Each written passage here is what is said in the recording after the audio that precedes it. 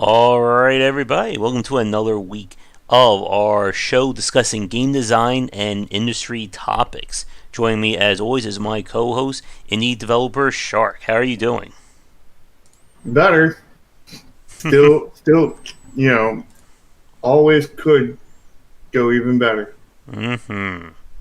Well, honestly, it'll amaze me if that becomes even slightly difficult to become better. Mm-hmm.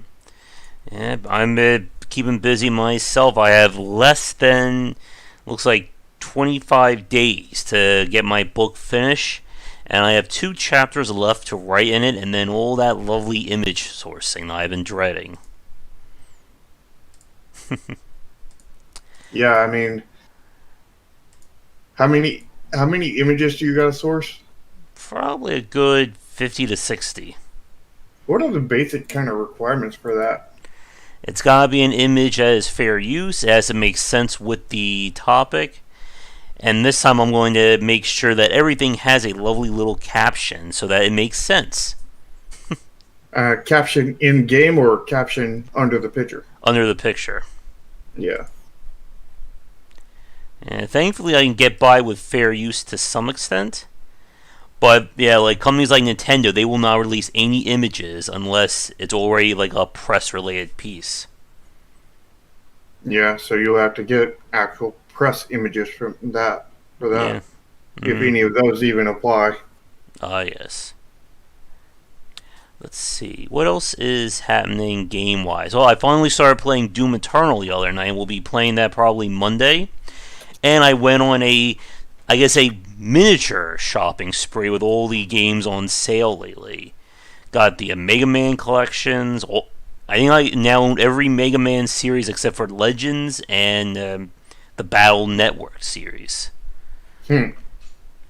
Well, I'd definitely be interested in seeing you run through a lot of the X games. Ah, yes. Let's see. I finished Undermine. Undermine wasn't bad. I just wish that there was a little bit more to the kind of the roguelikiness of it, or however we want to do it. Let's see. I finished Gloom. I really like Gloom. Like that to me, like I would put in that same category as something like Vision Soft Reset, being like a really great design that just didn't really, hit things in terms of marketability. Hmm. Yeah, maybe. I haven't. I'm not remembering that one. That was the 2D. It was all like gray, black and white. No, it's more like grayish, like Lovecraftian game. I played it. I think I want to say 3 nights ago, 4 nights ago, maybe at this point. Oh, I think I know the one you're talking about now. Yeah. And that goes really well with our topic this week when we discuss how to make a successful video game. So, Shark, what do you think? Like, is it possible to make a successful video game? Yeah, it's easy. I mean, you just make a game and then it succeeds, right? Yeah. I mean, that's it. We're done. We can wrap it up early this week. Exactly.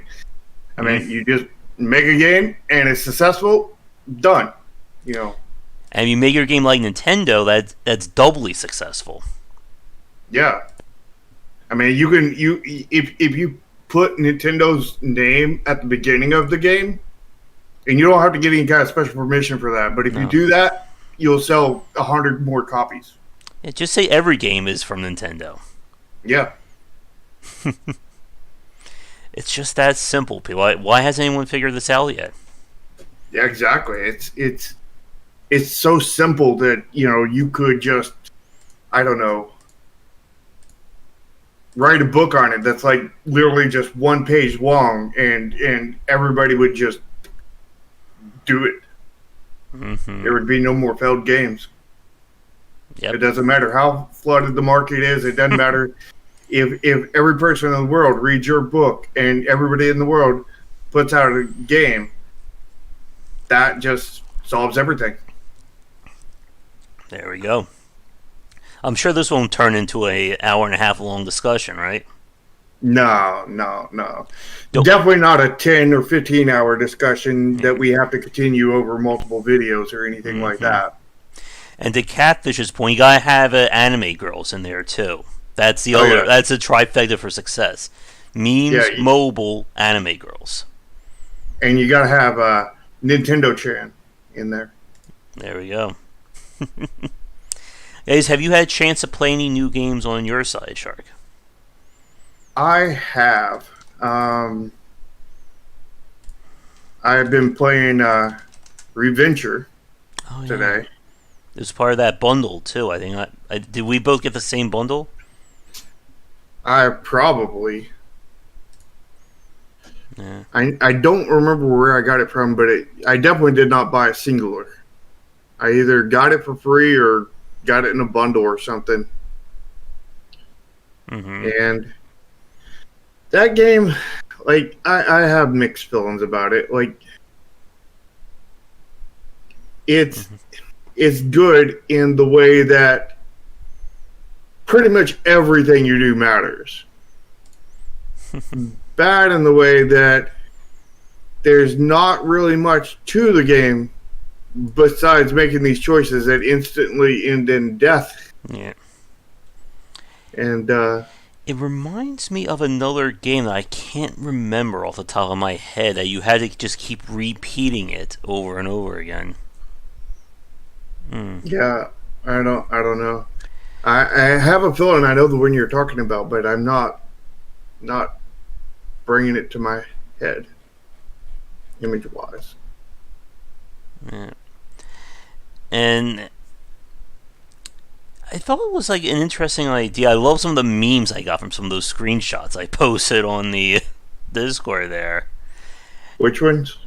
I posted some screenshots from Revenge of my character dying. This was like about a week ago. Oh, I didn't even see those. Aw. I mean, they were just set up perfectly for you, too. I'll have to link them after the stream if I can find them again. Yeah, what channel was that in? It should have been in general. I can't believe I didn't see them then. And I would like to see like more games experiment with that, but it's so hard, I think.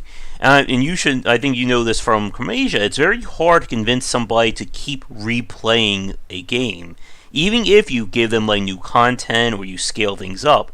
There's just that very, I think, weird sense of saying, I have to restart from zero. I have to restart the story every time I play it.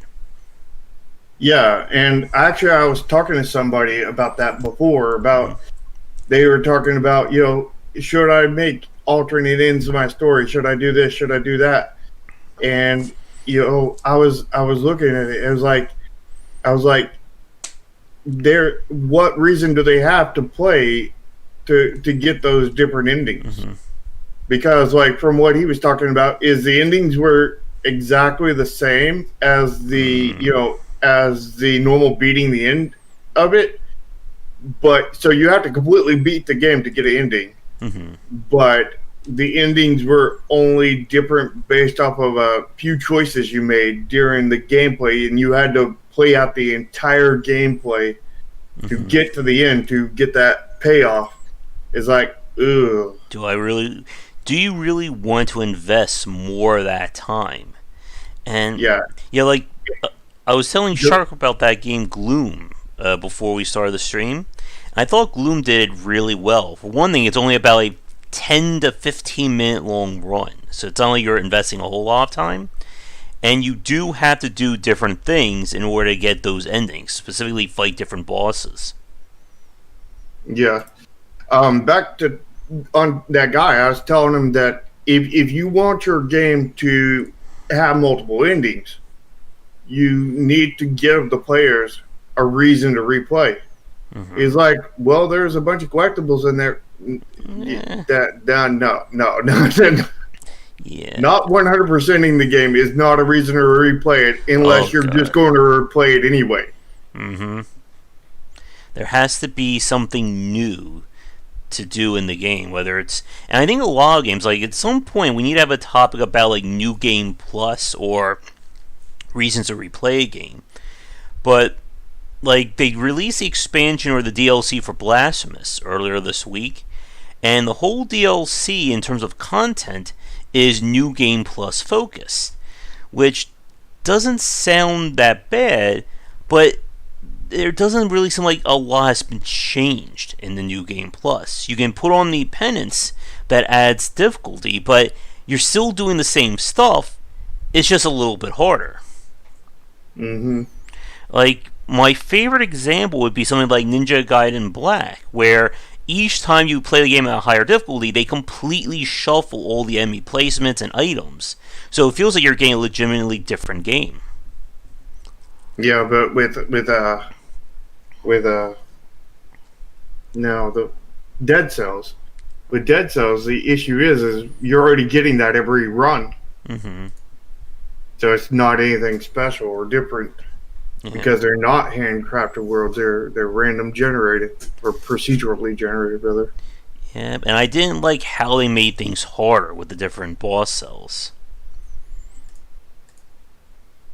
Yeah, I haven't played in a while, so I remember playing the very first version of it before it even released, Mm-hmm. and I was absolutely in love with it. But before the game even released, I quit playing it, and I haven't played it much since then. Mm-hmm. Because just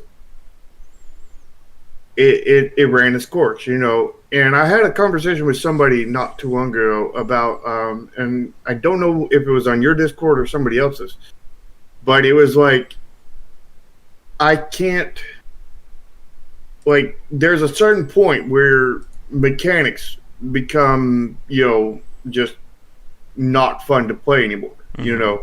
That's the reason why, like, I haven't beat most Mario games, because they get old for me. Mm-hmm. I absolutely loved and played the heck out of Mario 1. Absolutely loved and played the heck out of Mario 3. Absolutely loved and played the heck out of Mario 64. The other ones, I mean, like, I think the farthest one I've got through besides those was like a 3D World on the Wii U with the Cat Mario and everything. Mm-hmm. I think I got up to like the 6th world on that.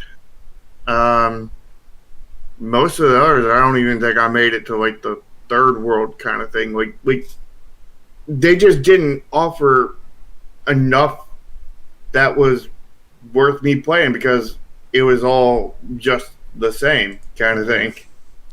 And yeah, like for me, that I feel that in a lot of games where I've mastered the game, but there's still 15 more hours of content I need to get through, and it's not really changing. Mm-hmm. And I think that's why for a lot of games these days, unless I'm playing them on stream, I really don't finish them. Because I usually just end up getting bored, halfway to 3/4 through. And I see this a lot, especially in like RPG style games, where it's not about mastery, it's about stats. It's, I know what I have to do, but I need to level these characters, 30 more times so they can actually do my strategy. As I said, I was playing that game Arc Knights, and it's that same kind of issue. Is that it doesn't matter if I am the best tower defense player or the master tactician. If a character can't finish an enemy fast enough, there's not a damn thing I can do about it other than grind. Or in a mobile game, spend money. Yeah. Which is why I tried to make it where the grinding was minimum, and that, it was more, I tried to go more for the tactics and everything. And then if you weren't good enough to get the tactics, then you could grind a little bit. You grinded it a little bit by failing at the tactics kind of thing. And, I think I could have done a better job at that, of course. But, that's what one of the main things I was going for in my last one. The word of the day, Chromasia, there. Mm-hmm. And it's very hard, again, to like motivate people to play through an entire game. That's probably a good segue into our topic later on. That when I look at these games, I hear people saying, "Oh, it's the best game ever." Everybody loves it. And then when I look at the stats, I see like maybe 20% of the people played more than an hour of that game. Yeah. you know what we need to do? We need to get a spreadsheet going or something, some kind of sheet that lists like the game and how far somebody's gone through it. Mm-hmm. Because I'm sure there's something to learn there for sure. Yeah, definitely. I'm sure you've pulled out some patterns and you're a little bit of looking at it. Mm-hmm. Yeah. I think one thing that I've seen is that every game has a drop off. That goes without saying. But once you get to a certain point, those players are invested in seeing it through. So that once it drops like maybe 30, 32%, that same 32% will probably beat the game. But you can still see very quickly just how much it just on excuse me, you can see just like at those points where all of a sudden the player engagement just dive bombs in terms of people willing to finish this game. Mm-hmm. Like I said about that game, Eastshade, I think that's what it was called. That that painting game that people were like declaring that game so amazing, so many people bought it, it's positive on Steam, and then when I look at the Steam achievements, less than I think 20% of the people played it for more than an hour.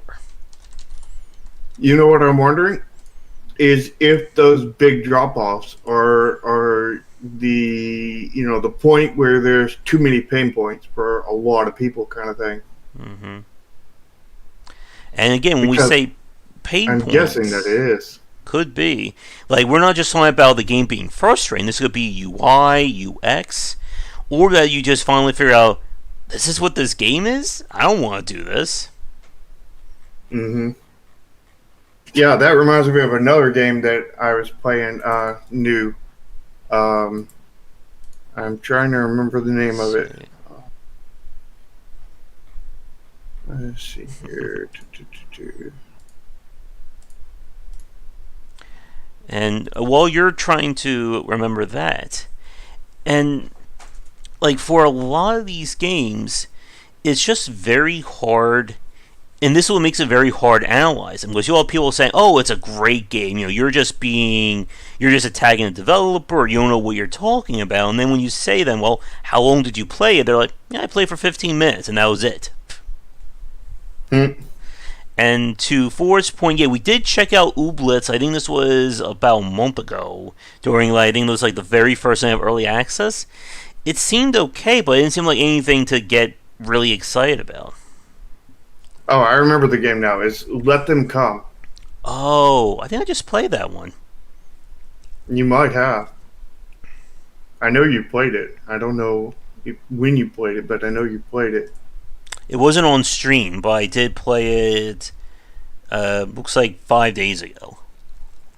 Well, I played it, and it was just you're stuck in one room, and you're just doing the single tower defense, and it's just giving you this ridiculous stuff and making you basically grind through it, and it's just all stuck in this one room, and there's like no variance. It's just buy these upgrades, and they're all not even all of them are really good upgrades kind of thing. They're just like there's 4 or 5 upgrades that are really good. Everything else, not so much. Get those 4 or 5 and go at it, and it's still going to be a grindy mess. Mm-hmm. It's like, oh. Yeah. I thought it was just okay. Again, there's my word, not bad. And it got to the point where I finished the game, where I finished like the first loop of it. I was like, I don't want to do this, 5, 6 more times. Yeah, I got to wave, I don't know, like 20 or 30, and it's like, is this all there is to the game? This okay. I was like, I was asking that same question around like wave 5 or so, and waiting. I was like, there's got to be more to this game, and just kept on playing and playing and playing, and got to wave 20, and it's like, there ain't no more. Exit, uninstall. I should have quit at wave 5. There you go. And I don't think there's anything else like news related that happened this week. Of course, the whole Marvel platform exclusivity that I want to do a video on. Let's see. Somebody was arguing with me again about why mobile games are good in terms of their monetizations. That's another hour-long rant right there. Oh yeah. Any news this week that was interesting for you? Not that I'm recalling off the top of my head. I'm sure there was something, but nothing I'm recalling. See, if chat has anything, let us know. I could probably find something. Let's see. I'm just scanning Gamasutra really fast.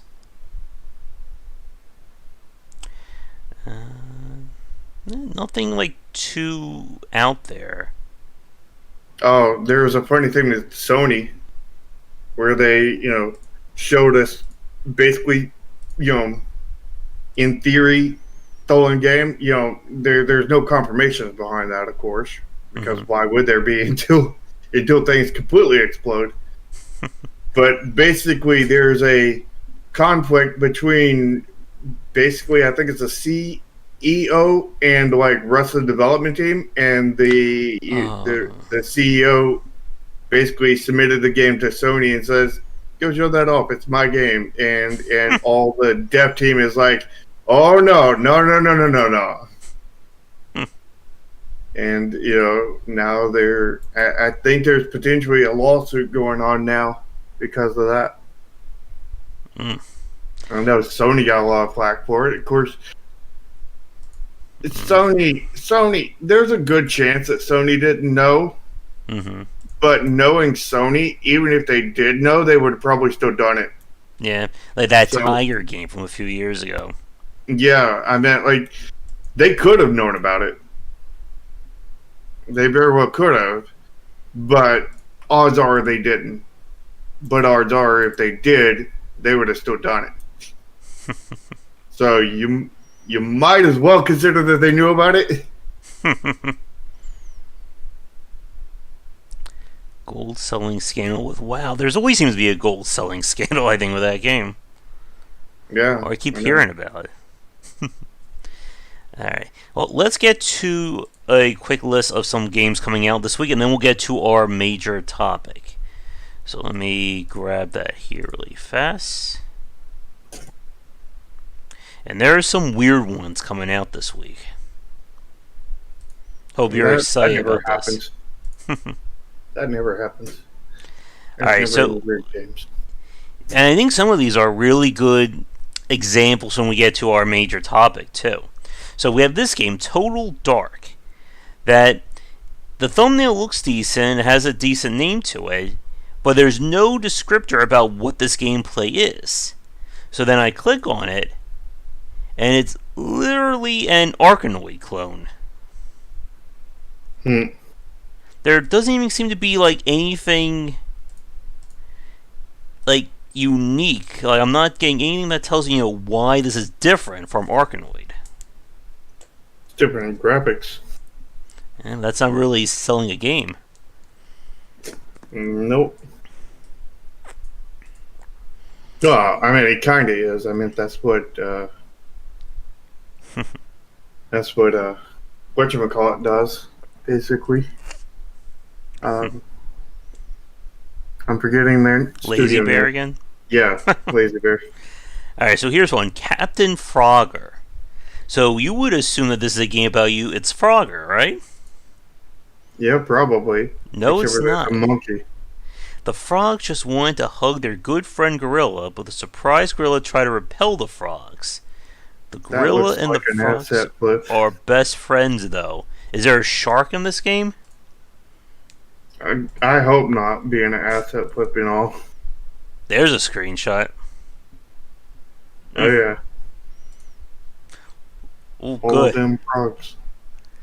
Wait, there's disaster difficulty. Where's masochistic difficulty? Yeah, I mean, that's probably beyond disaster. And there's a game that I'm really afraid to click on. Oh, yeah. Like, You gotta have your simulators like that, as well as your hens wearing ties and a suit and Mm-hmm. everything. Running around. They go together. Find the letter H. Oh, Is this Sesame Street the game? maybe? It is some really good art. Oh yeah, it kind of looks like Sesame Street art. Oh, it's a game he made when he was going through hard times. It's supposed to be a therapy game. I Okay. was finding ages. How is that therapy? I don't know. I mean, I could see that being therapy if you were, I don't know, every time you see an H, you screamed out and freaked out like a YouTuber kind of thing. Like if you were acting like a YouTuber every time you see an H, then yes, this game is probably good therapy for you. It's probably also going to make you very, very loud and very, very annoying to me. Alright, so we have a turn based card game. Ooh, 78 missions. Yeah, that looks kind of reminiscent of Triple Triad, Hmm. but with basic stats, with more Magic the Gathering kind of stats. This is a remastered version of the original game released in 2011. Oh, now it comes with full HD 4K graphics. You can really see the 4K here. Yeah, you can see all the Ks, all four of them. It's like find the H's, but now we're finding the fours and the Ks. Prehistoric Dude. Oh, it's a mini Yeah. Metroidvania. I don't like the word mini there. Yeah, what does mini mean? Probably that it's ridiculously short. Very basic pixel graphics, too. Mm-hmm. Blood War. Near Deadline. Escape from Tethys? Another game about Hitler. Difficult action adventure Metroidvania game. Alright, well, it is a Metroidvania. And it is difficult. There we go. That's all I need to hear, right? Yep. Well, what you need to hear is that it's masochistic. Mm-hmm. Masochistic Metrovania game. Oh, you missed. I post a game called Josh's Journey, a 4-player beat 'em up that's coming out soon. I think that's the game for Josh. Yeah, we have the game for Tim too, Mm-hmm. which was the one we were talking about earlier. Um, I'm blanking on the name of it. The Revenger. Oh, yeah. Because Revenger, your name is Tim. Oof. There's a screenshot right here. Can you tell what's happening in this screenshot? Oh yeah, like every last detail of that just it's mind blowing how amazing that gameplay is right there. Oof. Tragedy of Loneliness.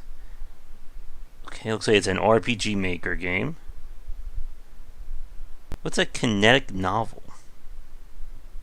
A kinetic novel, I think that's just a visual novel where you make choices. Metamorphosis. Wait, why does this sound familiar? AKA, what you call it? I think I got a press key for this one. Was that really famous one the really big one that came out around the time of Untitled Goose Game? Disco Elysium? Yeah, Disco Elysium. That would be an example, I think, of a kinetic visual, kinetic novel. Dungeon Crusher. Ooh. Those Of are course, some most Twine games are that. cute pixel girls. That's always a positive, right? Yeah. Is it cute pixel anime girls? Possibly.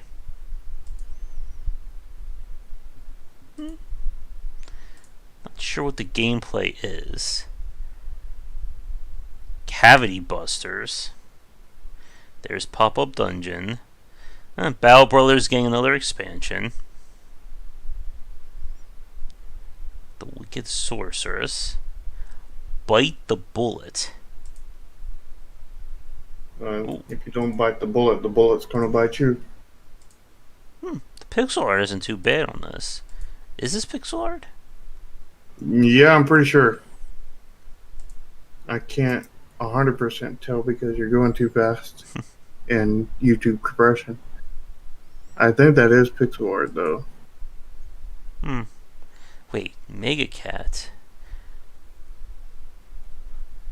Wait, it's a roguelite RPG shooter. Pretty positive that's pixel art. Yeah, not bad. Alright. It's an RPG. Anything with stats is an RPG, right? Yep. Which is the reason why Steam is, flooded with RPGs. No. Anyone can make a successful video game, right? Yeah. It's easy. You just make a game and you're done. Every game you see on here, they're successful. Wait, why are these games sound familiar? The Ambassador. Twin stick fantasy shooter around the ability to stop time. I don't know if I'm liking these graphics. But there's stats in it, Matthew. It's always interesting to get another time manipulating game. Do you remember that game we saw like a few months ago? It was all about time travel and like rewinding time. I never got a key for it. And I don't remember the name of it. Well, I guess you can look in, if you requested a key for it, look in your requested keys. Alright. And then see if you can find it. Get a cup. Get your cup of coffee and relax exploring the mysterious world. Wait, I have to save a library. I mean, that just seems like right up my alley now. Oh yeah, that sounds like a game for Josh. And then do I give a talk at the library once I save it? Well, you save it by giving the talk. Okay. Alright, and then this will be the last page. Oh, the Dreamscaper's coming out for real. I think I'm getting a press key for that. Not sure. There's that Momo game from last week. Alright. Where you play as Momo, supposedly. I mean, how do you play as Momo is a question. Who knows? Now they're going to come out with a Slender Man game where you play as Slender Man? Isn't that what just Dead by Daylight is? Could be. Alright. But I think let's get to our main topic, because I think this is going to be a lengthy one. About successful or useful tips to make a successful video game. Because as we've said, it is not as easy as we've been making layup for the last 50 minutes. Oh, you sure? Because I thought you just made a game and it succeeds. Roll credits. And I think the first thing we need to kind of get on topic about is what does success mean as a developer?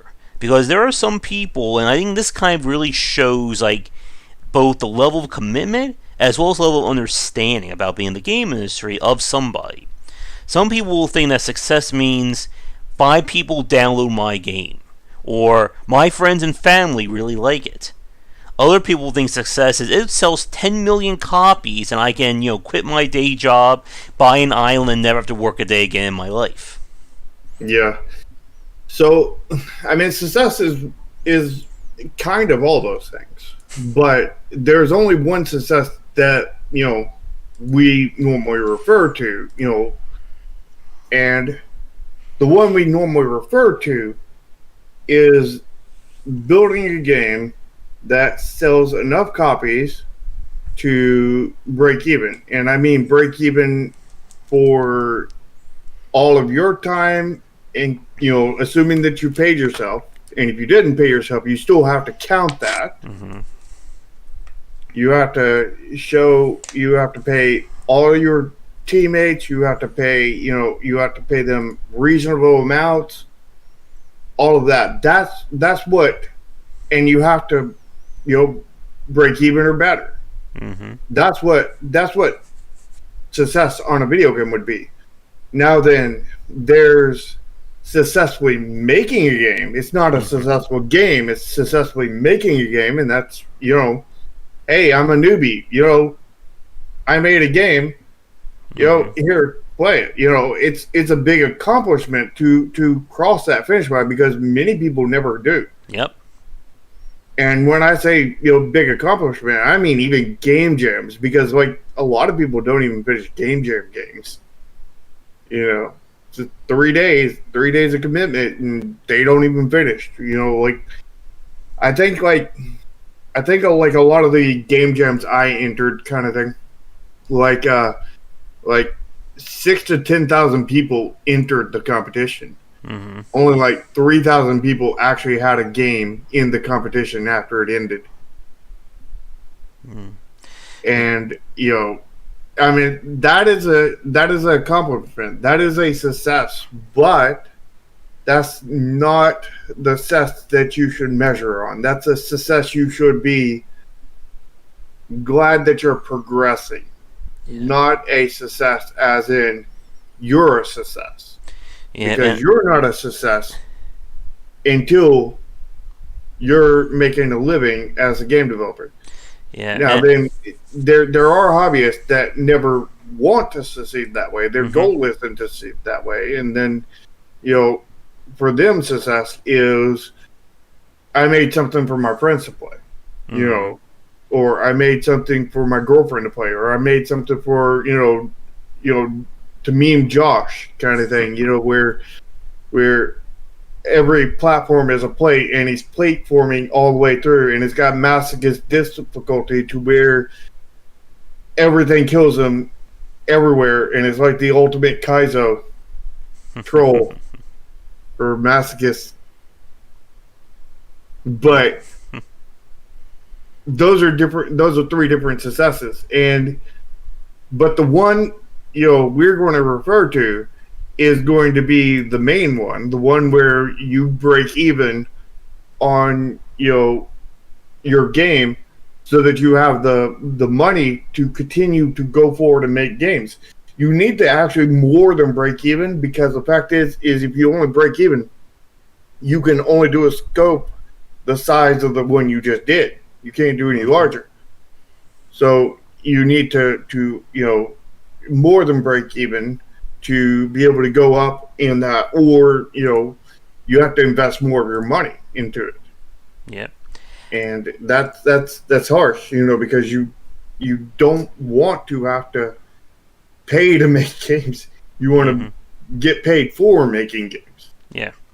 And I think to Shark's point there, like we said, like there are different levels of success, and making a video game, actually seeing it through from beginning to end, that is definitely a feather in the cap for any game developer.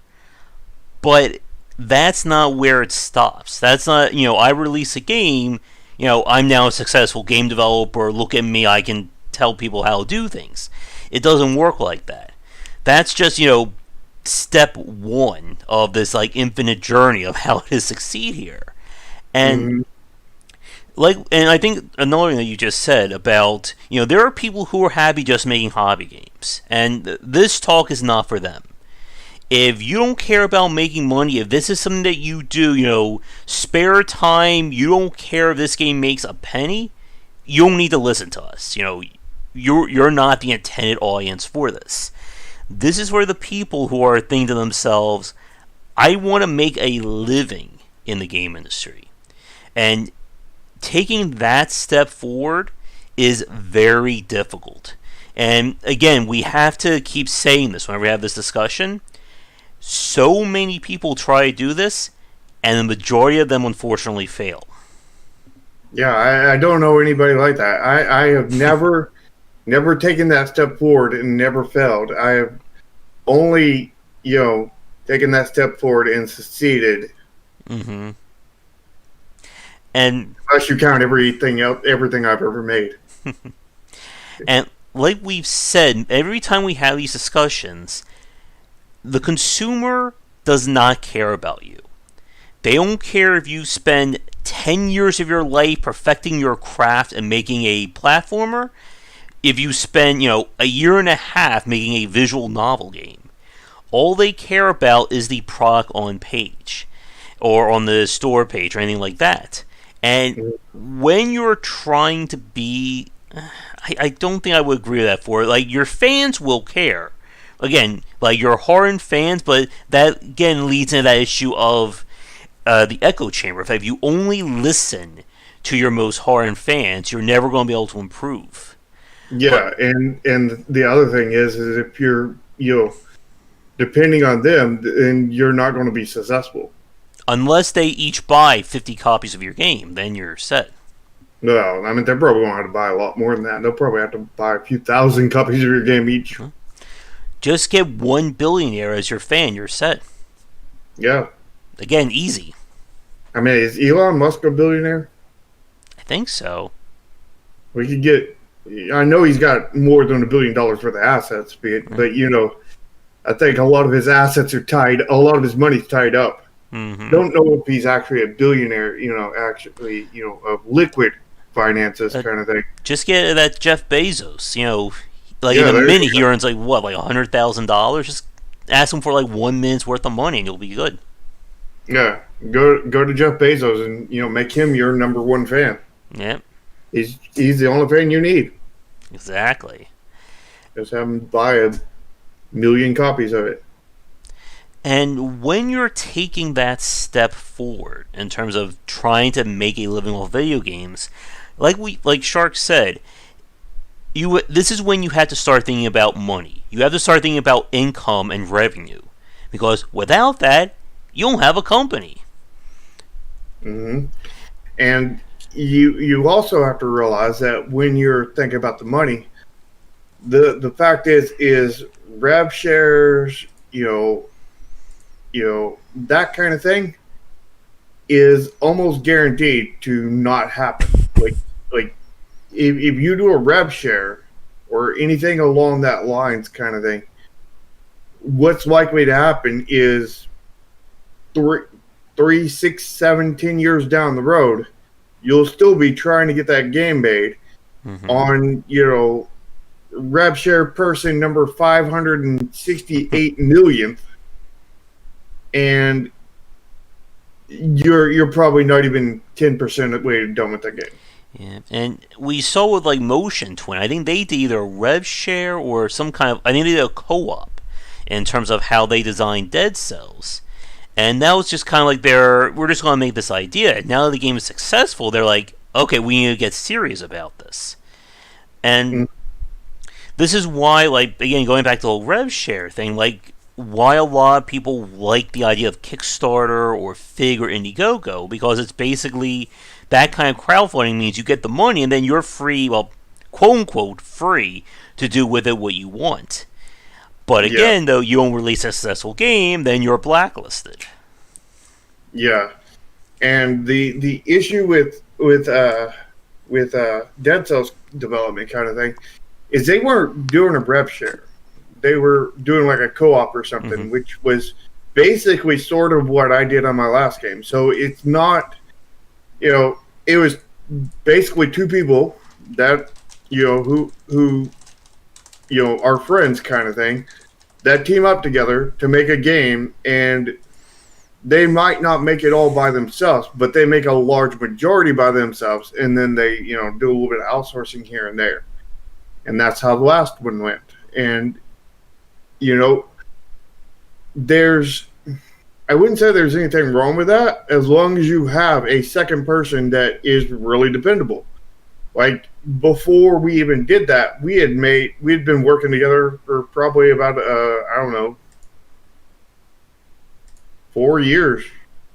Probably, before that. Several years before that. We had been working together since, like 2014 or so.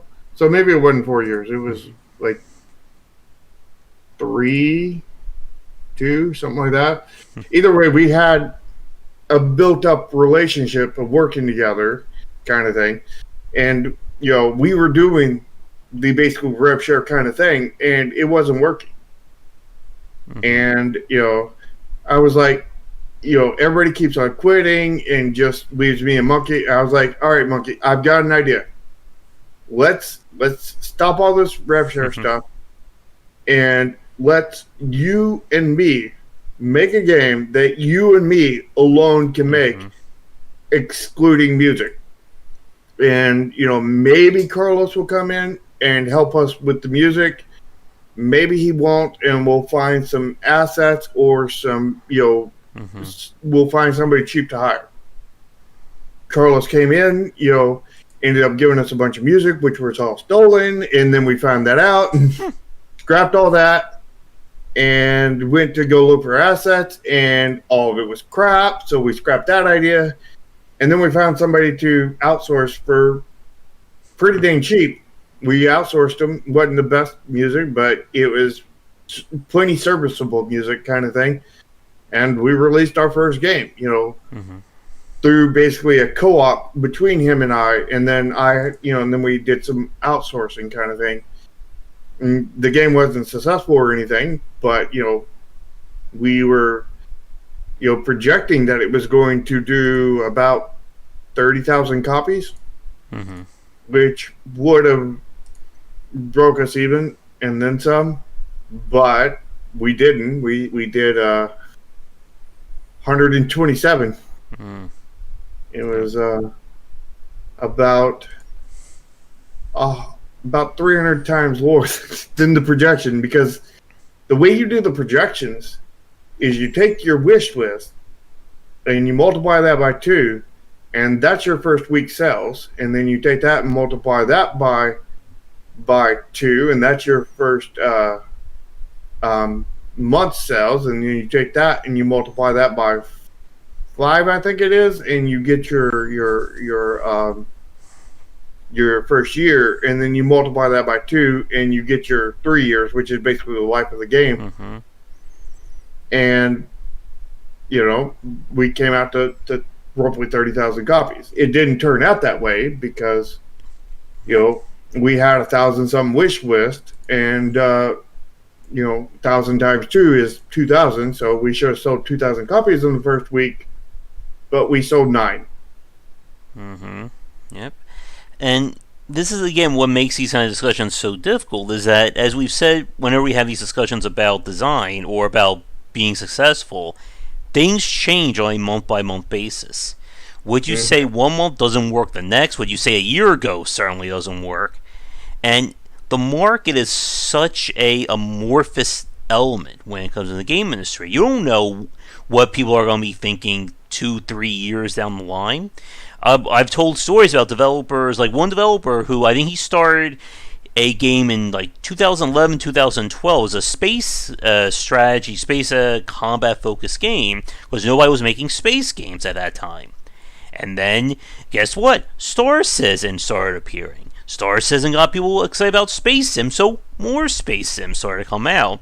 And suddenly, the guy who was ahead of the curve, because it took him so long to make the game, he released it in a market where everyone was tired of space-related games. Yeah, and I'm looking at that potential happening to me with my current game. And I am trying to avoid it like the plague. I'm trying to get out before the market gets flooded. Yep. I don't need to I don't need to be at the front of the pack. I don't need to be in the first part of the pack. I just need to be before the market gets flooded. Before people start being, not another space game. Not another cyberpunk game. Not another zombie game. I pass, but you hadn't even seen it. I pass. Yeah. And we saw it with, the zombie genre. We may see that with deck builder roguelikes as well. We're going to see it with, we're potentially going to see it with Cyberpunk too. And, with my game being a cyberpunk slash sci-fi game that is a card game, Mm-hmm. you know, it's like if I get it out soon, it'll be it could be like the stars align and it's a perfect timing and like it goes wildly succeed. But if I get it out too far past that point, it's going to be just a huge flop, despite how amazing the game is going to be. Yeah. And like we've said, there's so many things that can get in the way of a game beyond, again, just finishing a title. Like, for this discussion, we're not even talking about finishing a game, because that should be, we're assuming that you've already managed to finish a game. We're talking about or at least a game jam. Yeah. We're talking about how do you take that step into the business side. And another major part about this is that you have to do the business. We've said this many times over. There are developers who they don't want to do any PR. They don't want to, organize how their game is being made. They don't want to talk to fans or contact press or content creators. And you can't do that anymore in today's market. You probably couldn't even do that like 5-6 years ago. Yeah. And I think one of the things that I find very interesting is like how like the newer generation of developers, the people who are getting out of school or college like now, maybe 2-3 years ago, in a way I think are probably better prepared than some of the older developers entering the indie space for the first time. Yeah. I want to make a point to that, but first I want to reply to Ford there. If you do good enough marketing, people will still get hyped.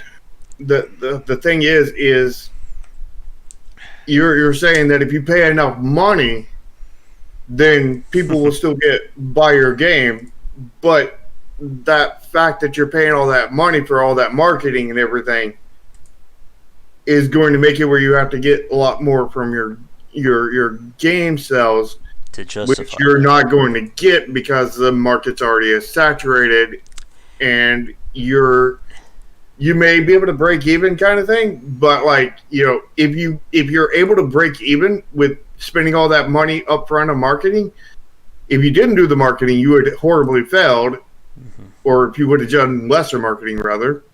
Not no marketing, but if you'd done no marketing, you were going to fail anyway. But if you did lesser marketing, you would have failed still. Yeah. And if you had released before the genre became oversaturated, and you did that same level of marketing, you would have probably been freaking rolling in cash. You're talking about the difference of spending a lot of money to potentially break even. And that's not a good way to go. You don't want to have to pay $1 million up front for the chance to make $1 million and $1.1 million that on a game that cost you $100,000 to make. Just breaking even, and the only way you were able to do that is because you put that $1 million out there. And you don't want to be forced into that. You want to not release into an oversaturated market. Yeah. And again, like this is part of that problem when it comes to being successful. You have to think about your budget. You can't just sit there and think, I'm just going to work on this game for the next 10 years. And then it will do amazingly well. You have to think again about how much money you're putting in versus how much money you're getting out of it. And it's a very tough conversation for people to have, because it's when things get real. You can't just be, in your head thinking, "Oh, I'll build the procedural generation algorithm in 2 months. I'll get all the gameplay bounds in another month. 3 days I can build a multiplayer architecture, and then I sell my game." Yeah. Yeah. And to Matthew's point, how do you know if your game's worth marketing? Well, if you made a game, you should be marketing it. Yeah. It's a question on how much marketing kind of thing are you going to put into it, and that's a game by game basis. and studio by studio basis and developer by developer basis. There's like so many caveats there that it's crazy. Yeah. And let me see. 1 second So it's here. very, very specific to the very specific case. And now, to WRF's point about Remnant from the Ashes, yeah, that game did kind of appear out of nowhere. Now, they did have a major publisher, Perfect World Entertainment, who, let's see, they did... So, I mean, they had money. They did the Star Trek... Oh, they did publish Star Trek Online and a few other games. But again, they had a publisher. And a publisher that does their job is going to put, word out there. We saw that with No Man's Sky. And, getting on, what was it, the Night Show, one of those talk shows, or late night shows that talk about that game. Yeah, that was Sony. Oh, yeah. Yeah. And to Forrest about fan games, like, that is its own weird topic, like, right there. Like, I would not advertise a fan game, especially if it's based on someone else's IP that you don't own. Yeah, that's like advertising that you want to have your game taken off the internet. Yeah, it's basically like advertising, hey, look at me, I stole all this stuff. Aren't I great? Yeah. It's like going to the police station and saying, hey, what's so, it's so easy to steal stuff. Look at all the stuff I just stole from across the street. It's like going and robbing a bank and then having a party. You're throwing money around in front of the bank. Yeah, you rob the bank and you have the party on the doorstep of the bank. Yeah, exactly. Right out in front of it. Yeah. While the alarm's still going off. Oh yeah. Well, the alarm adds to the party. It's a rave. Yeah. Yeah. You don't want to market a fan game. You might want to tell some people about it that are interested in that kind of thing, but don't really market. Go off of word of mouth kind of thing. Probably mostly for that. Yeah. You definitely don't want to pay anything to market it. Oh no. And when you're trying to make something, yeah, thank you for that, Dave. I thought I remember that. That when you're trying to make something that is going to be successful, as we've said, you not only have to do the marketing, you have to do the business organization, or just organizing how things work. And this stuff is boring. This is doing your paperwork or doing your homework before you can go, play games or make games in this aspect. But at the end of the day, it still has to be done. And whether you are part of a one-man studio or you are working with 20, 30, 40 other people, there needs to be somebody who has that, who can see the forest for the trees in terms of how the development is going. And like I said a few minutes ago, I think this is why a lot of younger developers are kind of having that leg up. They've gone to school to have these formal educations. Ideally, they've been talking to developers who have been successful, and they're able to kind of learn what these mistakes are before they even make them. Yeah. The thing everybody has to realize about game development as a profession is a business. It's a work, it's a job, you're an entrepreneur if you are the CEO of a game dev company. And you're the CEO if you're the one person in there, or if you're the top person out of 10, 15, 30, 200, 5 billion kind of thing.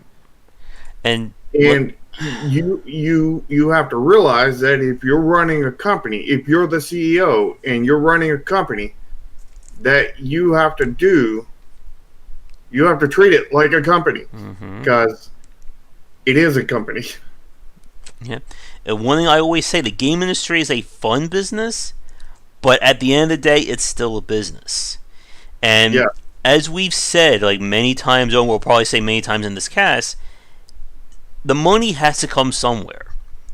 If you're not making money, if you are not even breaking even, then you are not successful in the game industry. Yep. And I know nobody like that. And Not me, not other shark, nobody. And to Ford's point about the Five Nights at Freddy's fan games, yes, there are lots of fan games about, but the question is, how many of those are successful financially? And that, I think, is another point we need to kind of touch on. And there's a reason in the thumbnail for this show I included Hand of Fate 2. Hand of Fate and Hand of Fate 2 are two really great games from Defiant Development. Critical successes. And it still bankrupted the studio and they had to close. And like we've said, having a good game is not a metric for, is not going to guarantee you financial success. Yeah. And to Ford's point about the there's a lot of FNAF fan games that don't even use the assets. It doesn't matter, because even if they aren't stealing the assets, they're still stealing the IP and a lot of other things. And there are some that just seem to be like straight up clones as well. And we see this in the mobile space as well. That, again, we saw this with Flappy Bird, Clash of Clans, Farmville, you name any big name success there's probably going to be a few dozen clones. And the clones may earn some money. Again, trying to kind of siphon off some of the success. But that's not legal. Yeah, it's not legal, and it's not leading. That's not how you build a successful company. Yeah, and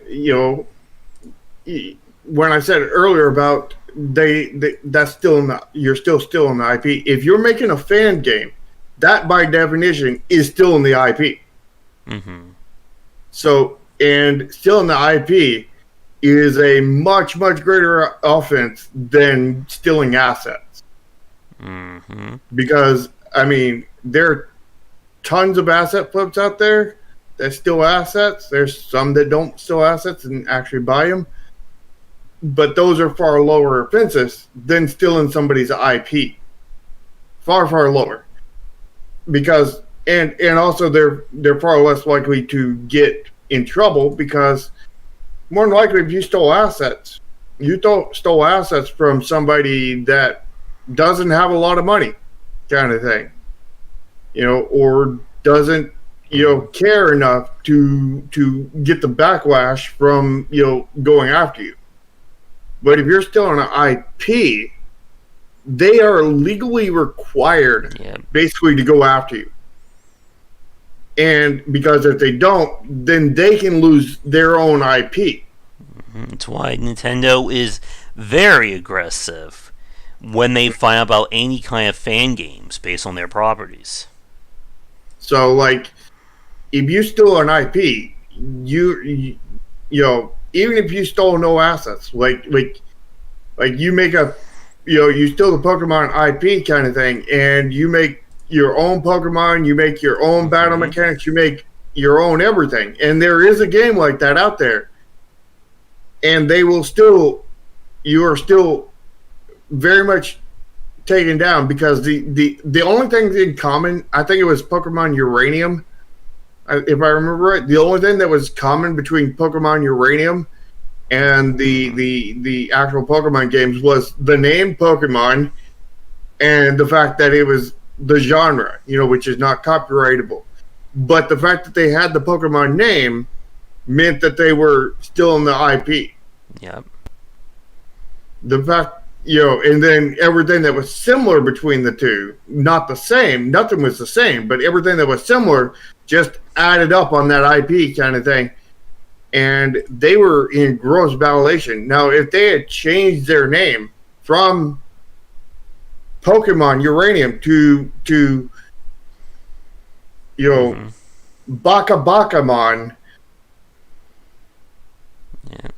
Uranium, then they would have probably had no problems at all. They would have probably been legal in every single way. Yeah, if you remember that, and I will give points to anybody who realizes what I just said for the name. Remember that Tam Tam game, wherever it was? It was like just like the PC version of Pokemon. Mm-hmm. Yeah. Do you know what I said, Josh, when I was saying the name? No. Oh no. I think 4 does. I'm pretty positive Forward knows it. He watches a no fan of me. Ah. And yeah, like with Sega, again, like every company is different how they approach it. I mean, Sega did get the developers of one of the Sonic fan games, right? To do, what was it? Which one was the last Sonic game? Now I don't even remember. Sonic Mania. There we go. Yep. And when you're trying to be successful in this industry, again, you have to be really careful about how much you're willing to put into these games. Because there are developers who will spend, 5-10 years on a single title and expect that game to, do gangbusters. And as we've said, the goal of being successful, or just the bare minimum of success, is you have to break even. If you can't even do that, then unfortunately it doesn't matter how innovative or unique your games are. Yep. And I mean, should we address the elephant in the room, the one that's so big that you literally can't avoid it, but like so many people miss it, including myself, that I missed it on my last game? Mm-hmm. And that's aesthetics. Yep. If you do not have not okay aesthetics, not good, well, you technically have good enough aesthetics, but when we're talking about good enough aesthetics, we're not talking about good enough art.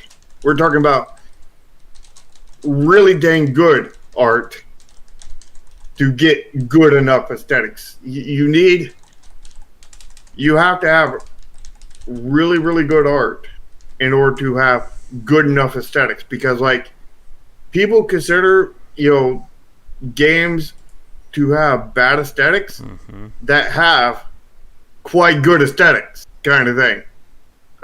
What's some examples of games they talk about have bad aesthetics that have a really good aesthetic? They're just kind of in the bottom of that list of really good aesthetics. Mm-hmm. Do you have any examples off the top of your head? Of which one? Having just good aesthetics and that's it? The bottom tier of good aesthetics that everybody thinks is crap, but good enough. We always joke about whatchamacallit, Ori. Yeah, Ori. But that was not true, Bottom because tier. it's just a joke. Yeah. Bottom tier good aesthetics. That's a good question. Ford saying Undertale.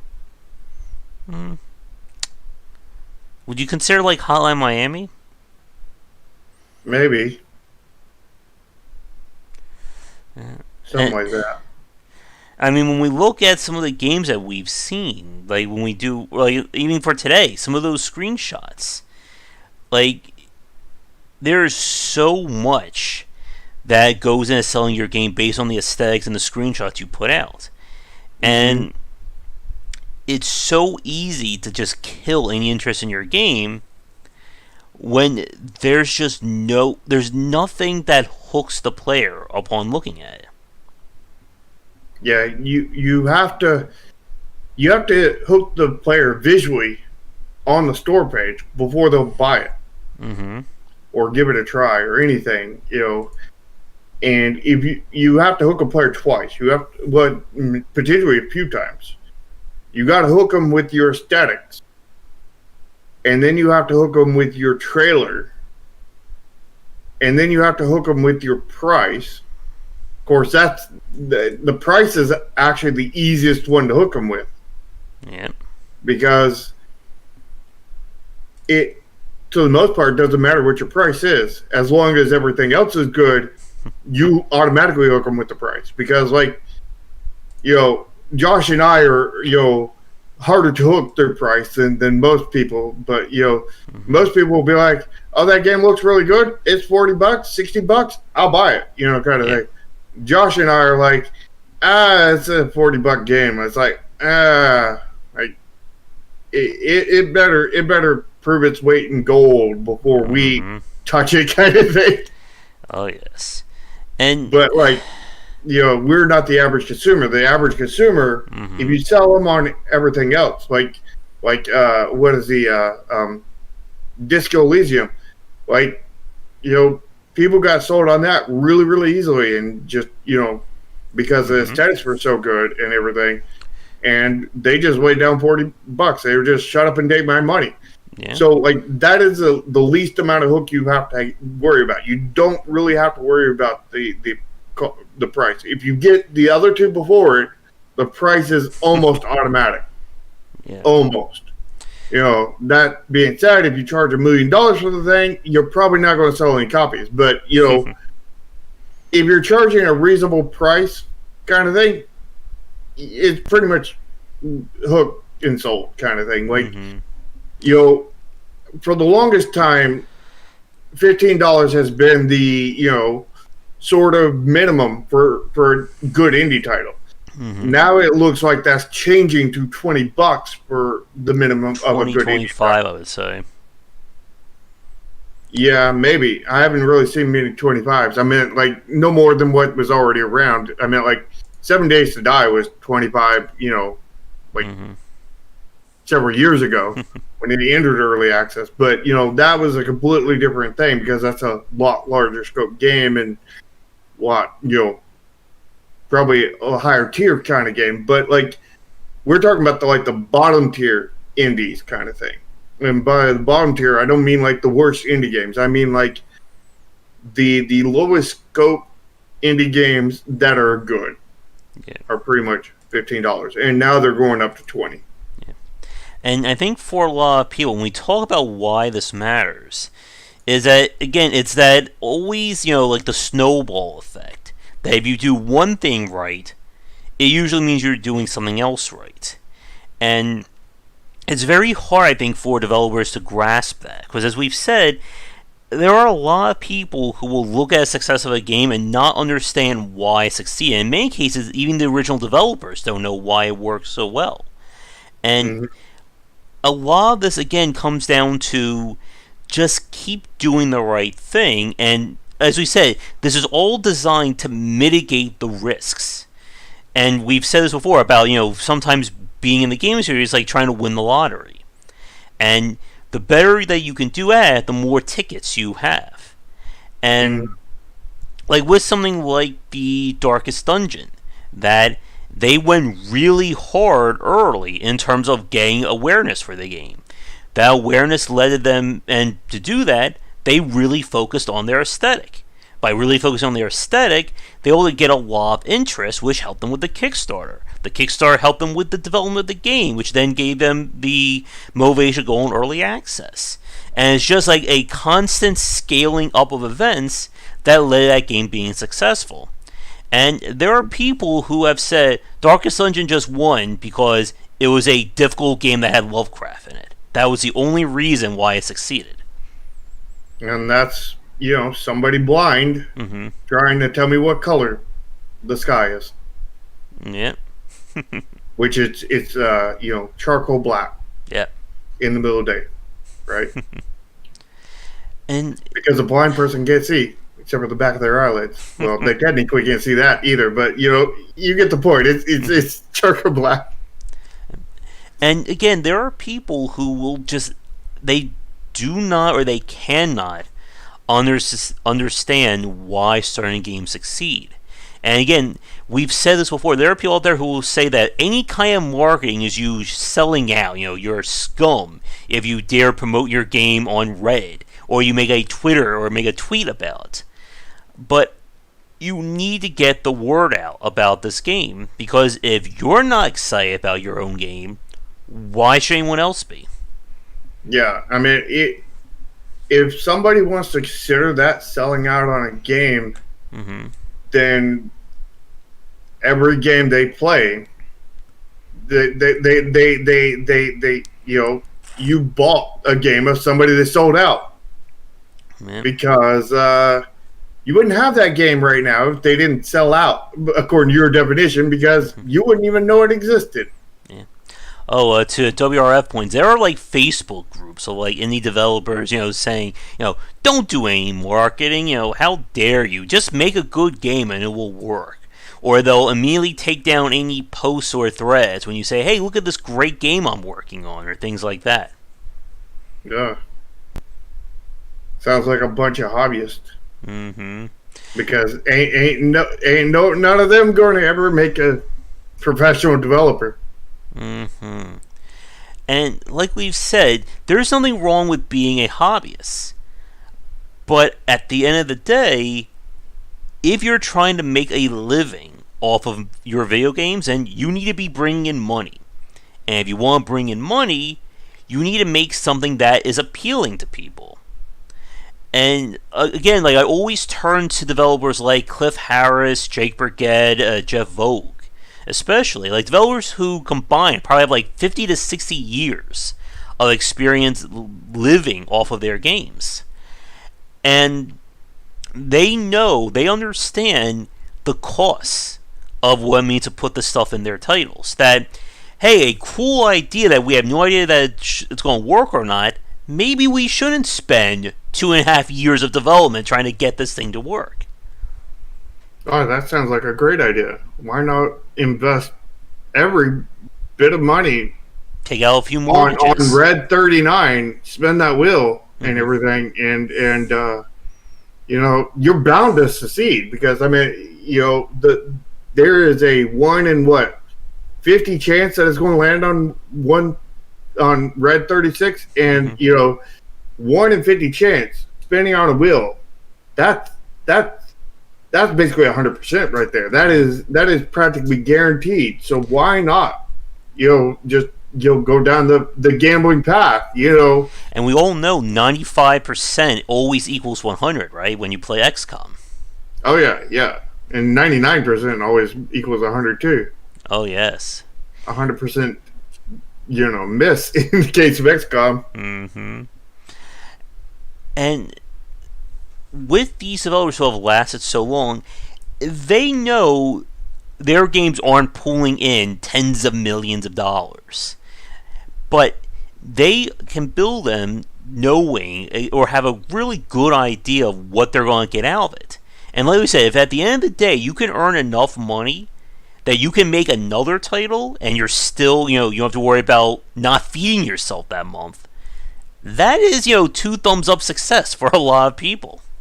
Yeah, I mean, the goal of success in indie development is being able to pay yourself, being able to eat reasonably, being able to make the game reasonably, and be able to continue to make games and eat and drink. And not just like ramen, because I know there are a few ramen eaters in the chat. Yeah, I mean, like, it's fine to eat ramen to save money at the beginning, but you don't, if you eat ramen for 3 years or 6 years, even just 3 years, you're going to be in such bad health that you're not going to be able to make games anymore. You're going to be in the hospital. Yeah.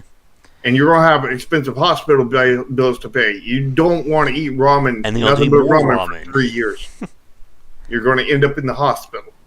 And to Foreign's point, indie devs will be able to fund the next project. Yep, that's basically true for a lot of developers. Some developers can live for a very long time off of one success, like we saw with Arkham Games. Minecraft being a really good one. Even stuff like Factorio and Dwarf Fortress. But most people aren't going to get that winning lottery ticket. The game that just keeps earning money day in and day out. Because at some point, everybody who's going to play your game has already played it. Mm-hmm. And you're not going to be able to earn infinite money off of a title forever. Yeah.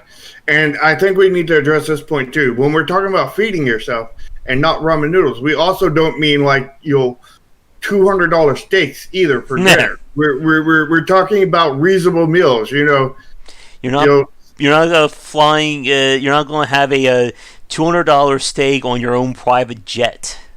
Yeah, I mean you could, but we're not talking about that. We're talking about you can have a reasonable meal that is like if it's a family meal, anywhere between like $3 to $10, per person kind of thing.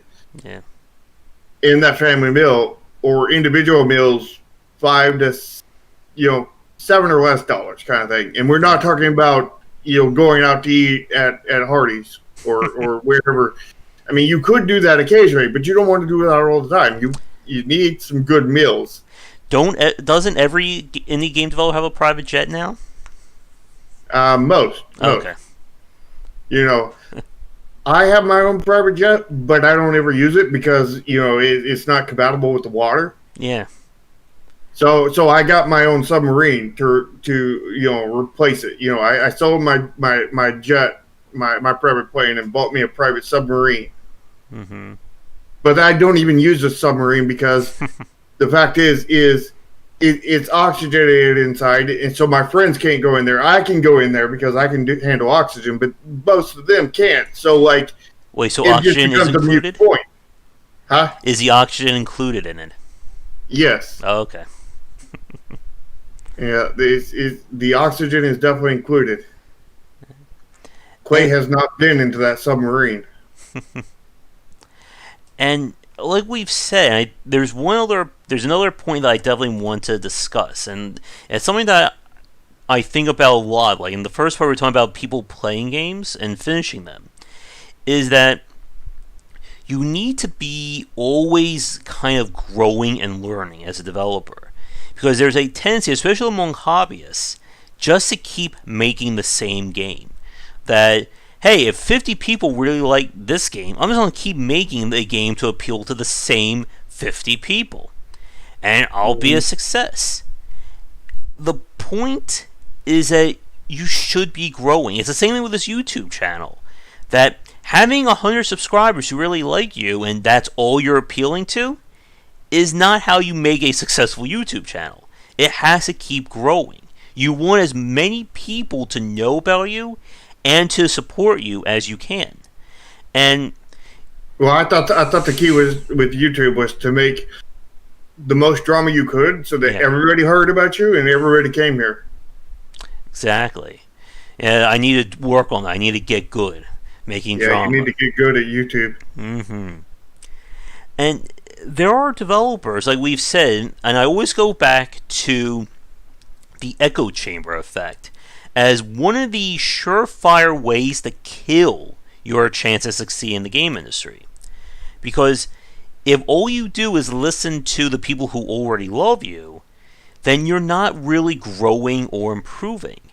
And with the game Hellpoint, for instance, I'm seeing people just like slavishly defend the developers for UX and UI problems. And I need to have another UX rant. I think I may make a video about that this week. That there are some very basic annoying issues in Hellpoint that people are defending the developer over to the point that it's hurting the game. If you remember the Carrion example, not having a map with maze-like environments.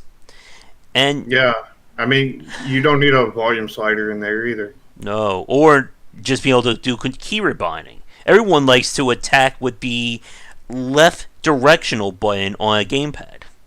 Yeah. And it's jump artistic. with the right directional pad. Mm-hmm. And you press F6 to open doors in an adventure game. Yeah, and you got to see, the real masterpiece is when you have to use a controller, keyboard, mouse, mic, and touchscreen all at the same time in your controls. Yep, definitely. There's nothing wrong with that. No. And again, this is why playtesting, and I keep saying this, like, it seems like this is becoming my word of the day, that playtesting is king when it comes to iterating and refining a game idea. And I don't think there is any successful game that did it without some level of playtesting. And again, when we say playtesting, we don't just mean show it to your family and they all say they love it. Yeah. Because your family is going to be biased. You have to show it to people who are not going to be biased. Well, not be biased towards you specifically in an extreme amount. I mean, there's always going to be some bias because, everybody's biased. Mm-hmm. And there's always going to, likelihood if you talk to them, they're going to have some kind of bias towards you. Mm-hmm. But, talking to a stranger and having them, play your game or somebody like that is, much, less kind of thing. And there's also the fact of having somebody that is, fans of the genre and people who are not fans of the genre. That way you have people who are favored to the genre and people who are not favored to the genre. Yeah. And again, this all fits under that umbrella of understanding the business of making these games. That, yes, you need to have an intended market for your game. That is definitely that's business 100 for this topic. If you make a game and say, I don't know who this game's going to appeal to, then that's not how you market a title. If you're making an RPG, you want to look at what RPG fans like. If you're making a strategy game, a platform, or a Souls-like, or Rouge-like, whatever you want to call it, you need to understand what that market expects out of that game. But a red-like. Yeah. But going beyond that, it's also important to see what people who aren't super hardcore fans of your game enjoy. And I think this goes back to what we were saying earlier about retaining somebody through the entirety of your game. You can have a game that sells reasonably well, all your fans say they love it, but then when you look at the stats of the game, 8% of the people who actually bought your game maybe played it for more than an hour. And some people will say, well, who cares? I still got 5,000, 10,000 sales, whatever. So what if only, 100 or 500 of those people actually saw my game through to the end? But if you don't think about how to improve your approachability and your playability, you're not going to be able to grow that audience. And you're not going to be able to see and understand why people don't like your game. There's always going to be people who will hate your game no matter what. If you're trying to build a first-person shooter, there are people who hate first-person shooters. There's nothing you can do that's going to convince those people otherwise to play your game. Yep, you're not going to convince me to play your first-person shooter game. Yeah. But if you can improve the onboarding and the approachability of your game, it opens your game up to a larger market. You could get somebody who has never played a first-person shooter, or somebody who's looking for a new game and they hear all these recommendations. And you can earn a fan, even if they don't like that genre, they may still like your approach to it, and they could become a fan for life. But yeah, I mean, I had many instances of that with the word of the day, Chromasia, because there's many people who don't like RPGs, don't like anything turn-based, don't like anything, definitely don't like any tactical RPGs kind of thing. And they played Chromasia, and they fell in love with it, And like I always say, there's a difference between somebody who's not a fan of a genre and somebody who's not a fan of your take of a genre. Mm-hmm. Well, they weren't fans of the genres because the genre had, carried through a lot of the, their one main complaint, which was it's hard to learn, and That's they hate the genre because they don't understand it. They can't learn it.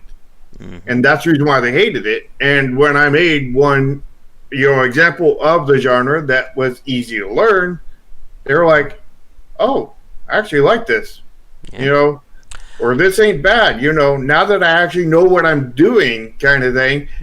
it's not bad. Before it's just, I do this thing and something happens. I don't know what happened. I don't understand what's going on here. But now they understand, and they understand because of the UX, because of the UI, because of the tutorial, because of the onboarding, because of all that. They were able to understand, and when they were able to understand, they could now enjoy it, kind of thing. It's like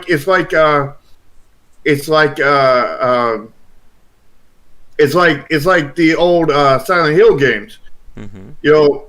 Basically, Pyramid Head was somewhere back there in the fog that you could, that was like 6 feet in front of your face.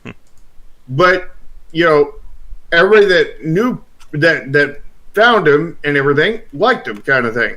In theory, go with my analogy here. Everybody that finds him likes him. But they could never find him because the fog was 6 foot in their face, and he was clear across the screen. He was barely in render distance. They would have to walk so far through something they didn't like, they didn't know they liked.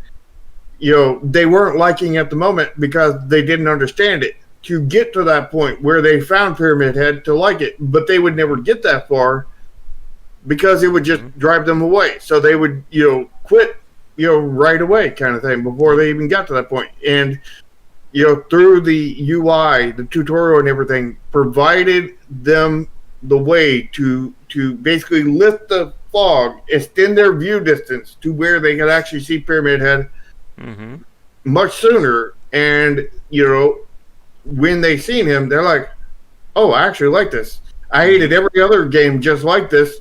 But now that the fog is not in my face, I actually like it. Yeah. And again, this applies to a lot of genres.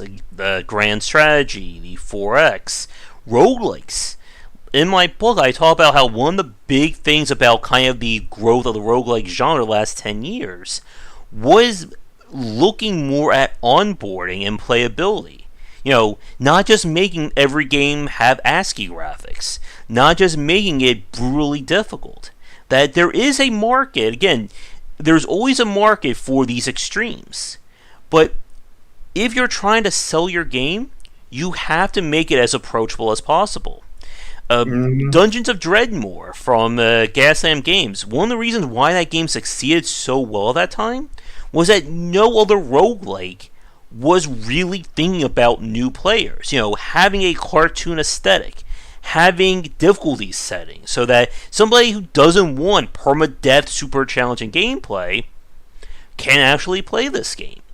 And it sounds so simple when I say this, but there are developers out there who will refuse or think that the frustrating parts are what sells this game, because that's what their fans keep saying. La Mulana is another really good example of that.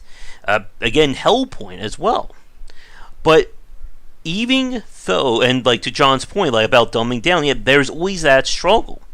And again, it's always about trying to figure out what is the core gameplay of your game. What is going to keep people, what's going to bring them in? And there should be nothing that distracts from that. And yes, you're going to have people who complain, a player can't die in 2 hits in my roguelike. Well, then this is just, the casual baby version of, this game. But if you lose 20 people, 20 super hardcore, and you gained 800 new fans, then you gotta kind of weigh, you gotta pick and choose your battle there. Yeah, but to John's point, we're not talking about dumbing things down. We're not talking about changing the game. We're just talking about teaching the player how to play your game better. Yeah. And again, that's onboarding. That is UI and UX design. And those are part of it. Yeah. Like that Lobotomy Corporation game that I showed the other night. Very interesting premise, but just some very horrible onboarding. And as we've said before, onboarding, UI, UX design, they are not guarantee winners. They are not going to, add 100,000 more sales to your game. But you have to consider again, what is somebody thinking about your title? That, are they going to load up your game and go, oh my god, this is terrible, immediately refund it, even if it is a great game? We use that example again about, masochism points. That everyone has a pain tolerance when it comes to their titles. Somebody who will stick through a game like La Mulana, like Hellpoint, like Lobotomy Corporation, they will probably say it's one of the best games ever made, never change a thing. They are when we say like 10% of the people will finish a game, they are in that 10%. But it's not a sound business strategy to base all your sales on only having 10% of the people who buy it actually play your game. Yeah. And I want to ask John, how is it a risk? How is putting a good tutorial in your game a risk? I mean, I consider it a risk not to put a good tutorial in your game. Not good onboarding in your game. That's more than a risk. That's flirting with danger right there, not doing that. And the whole Dark Souls, the difficulty setting thing, that is a larger discussion about difficulty design. I don't think we have the time to get to today. Yeah, that's not an onboarding thing. That is design. And again, like, I could go on an hour-long rant about that. I'm actually working on a post about Dark Souls right now. But when you're trying to be successful, you have to be able to look at why should somebody play your game? And this is a tough question, I think, for a lot of developers to answer. Because you can say, I really like my game. Well, that's great. Now convince, 500,000 other people to really like your game, and then you'll be at least somewhat set. And you have to be able to look at a title and say, why would somebody like this game? Why would somebody not like this game? And this is tough for a lot of people to do. This is where the whole, the artistic side comes in. How dare you hate my work that I, broke my fingers working for 3 years on this game. You don't know anything about this game. It's your fault you don't like my game. Yeah. And to John's point, if you're talking about something new, well, every game is something new to somebody. So we're talking about every game. And like I say, like, every game could theoretically be somebody's first game. And this is, again, another thing I hear from a lot of indie developers. That they're going to say, I'm making a visual novel turn-based strategy roguelike, a very specific game. Why should I care about somebody who's never played a visual novel, roguelike, or turn-based strategy game? And that's when you fall into that trap when it comes to onboarding and playability. That if you're not thinking about somebody brand new playing your game, then you are making the same mistakes that everybody else has made, but you don't have the luxury of that name. Again, a company like Clay or Red Hook can leave a few mistakes in their game if we can find them, because they're big names now. Nintendo doesn't have to worry about, everything in terms of onboarding, because they know their name carries weight to it.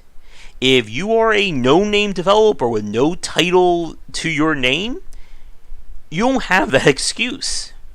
How many platformers have I played that have no button prompts whatsoever? No tutorials, no options menu, no volume slider. In some cases, not even a title screen.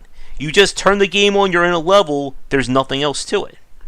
So what we're saying is, basically, in order to succeed, to become a big name, you have to do stuff better than the big names do. Because they've already been established. If you don't, then you're not like, the chances of you succeeding are next to none. Because why would they risk buying a game from a no name from you, versus a game there, somebody that's already got a proven track record that actually isn't that much of a risk. Yeah. And believe it or not, EA is not that much of a risk to a lot of people. So, you're going to have to make something better, or along the lines of, a great game like Oxygen Not Included, 7 Days to Die, FTL. You're going to have to make a great game along those lines to be able to get in there to actually be able to make some kind of name for you. Like the people who made Darkest Dungeons had to make Darkest Dungeons to get where they are. That was, I don't know if that was their first game or not, but it probably wasn't. And, if you could probably look at their past games and see that, maybe they were great and everything, but they had no attention. They had to go beyond great into Darkest Dungeon to get that point where they got the name, and once you get the name, you're pretty much set. As long as you don't screw things up too bad. Or you just release another Diablo game like Blizzard. Yeah. But if until you get that name, you're going to have to do better. Basically better than people that have the names. Yeah. So that means you can't do the same thing they're doing.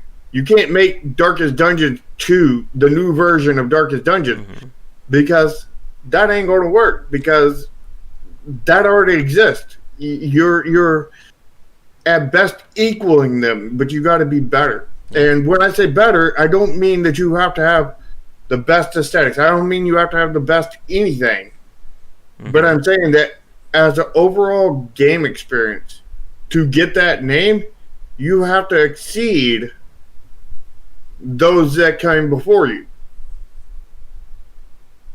And, which is why Darkest Dungeons got the name, because it exceeded those that came before it. Yeah. And you can't... Why FTL got its name, too. Exactly. I was just about to bring up FTL. I mean, how many clones of FTL did we play, or similar games, that just didn't even come near FTL? The same thing with Five Nights at Freddy's. There are a lot of games that have copied that same formula, even if they change it in major ways, but it still has that DNA, and they don't do anywhere near as good as it.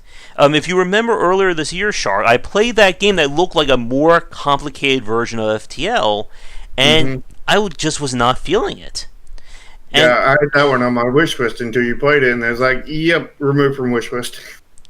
And again, just because you look at a game that you like doesn't mean you understand why that game did well. And there's always that trap that people fall into. Darkest Dungeon, brutally difficult dungeon crawler. I make a brutally difficult dungeon crawler, I'll succeed just like Darkest Dungeon. Or I make a ship-based combat system like FTL. Or a card deck battling roguelike like Slay the Spire. And again, basing your design off of somebody else without growing it or doing something meaningful with it, you will never succeed as well as they did. And we saw that the MMO bus of the thousands under that same motto. Hey, World of Warcraft was pulling in 10 million subscribers. Let's make a game just like World of Warcraft, and even if we get, 2 million people, we'll be a success. But at the end of the day, you're still competing with World of Warcraft. Yeah. By the thousands, are you referring to, like, the year 1000 to 99, or does 1100 work too? Sure. Oh yeah, and that will work as well for, just do World of Warcraft, but let's make it for $50,000. I'm sure we could make a World of Warcraft killer. Yeah. The thing is you have to have something, a good, like, even if those games were different than FTL kind of thing, that's not going to make you succeed. What you have to do is be meaningfully different in a good way. Mm-hmm. And, you know, I have a theory of what that would be for FTL kind of thing. It would be a very, very different game kind of thing. Mm-hmm. But, you know, I don't know. I'm still like puzzling that thought, you know, but like the point is you need to offer them something that is really, really good and different. Not just FTL 2.0, you know. I mean, you know, if you bought the rights to FTL and then you updated the graphics and everything and added a few new modes, maybe. Yeah. But that's if you have the money to buy a giant IP at this point, you know. Mm-hmm. And you know, we've seen stuff like that fail, like the what was that? Dungeon Defenders. Mm-hmm. When Dungeon Defenders sold their IP and everything, and you know that other company bought it, and I've met one of the marketing people from that. You know, met in the loosest terms of it. You know, I seen him talking on a Discord. I didn't say anything to him, but because I didn't want to rant for about an hour to him. But you know, the fact is they took that game, they updated the graphics, and it was higher res and everything, but it had less aesthetics. Yep. They changed stuff for the worse. You know, they did all kinds of really, really bad things for the game. And yeah, I mean, like, the only chance for them to remotely succeed is not based off of the game, but based off of the IP they bought. Yeah. You know, because, like, if they had released that under any other name, you know, without owning the IP, oh, that game would be failed city kind of thing. And the fact that they have the IP has that chance that maybe they'll pull through because they have that name, because they sit there and bought it with cash. Mm-hmm. I don't think anybody watching these videos has the option to buy that name with cash. And if they do, you know, come see me. I need some money. And we are just about at time, at least for me. So I'm trying to think if there's any major points left to discuss. And yeah, I think to Foreign's point, yeah, like the new spaces where unique mechanics and gameplay ideas will work. And again, like when we see these games blow up, they become the trendsetters for other developers. But you have to always be able to look at your game and understand that I have to do something different.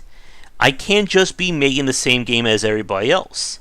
And even with that said, onboarding is still a factor in that. Because we've played unique games that nobody else has ever made before that are still horrible in terms of onboarding.